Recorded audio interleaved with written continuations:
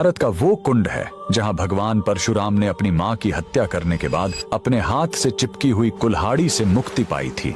यह कहानी है महान ऋषि जमदग्नि और उनकी पत्नी पतिव्रता रेणुका की। कहते हैं रेणुका हर दिन नदी से कच्चे घड़े में पानी लाती थी और उनके सतीत्व के बल से वह घड़ा टूटता नहीं था। उनके 5 पुत्र थे जिनमें सबसे छोटे थे विष्णु अवतार परशुराम। एक दिन रेणुका ने नदी में कुछ गंधर्वों स्वर्ग के संगीतकार को जल क्रीड़ा करते देखा। उन्हें देखकर एक पल के लिए उनका मन मोह में पड़ गया और उसी क्षण उनके सतीत्व का बल टूटा और कच्चा घड़ा टूट गया। जब वो आश्रम लौटी तो ऋषि जमदग्नि ने अपने योग्य बल से जान लिया कि उनका मन भटक गया था। वो इतने क्रोधित हुए कि उन्होंने अपने पुत्रों को आज्ञा दी, अपनी मां का वध कर दो। जब चारों बड़े भाइयों ने मना कर दिया तो क्रोधित पिता ने उन्हें तुरंत पत्थर बन जाने का श्राप दे दिया। इसके बाद परशुराम ने पिता की आज्ञा को अपना धर्म समझा। उन्होंने भारी मन से अपनी कुल्हाड़ी उठाई और अपनी ही मां का सिर धड़ से अलग कर दिया। उनकी आज्ञाकारिता से प्रसन्न होकर जमदग्नि ने वरदान मांगने को कहा। परशुराम ने तुरंत अपनी मां को फिर से जीवित करने और साथ ही पत्थर बन चुके अपने चारों भाइयों को भी मुक्त करने का वर मांग लिया। सब फिर से जीवित हो गए, मानो कुछ हुआ ही न हो। लेकिन कहानी यहीं खत्म नहीं हुई।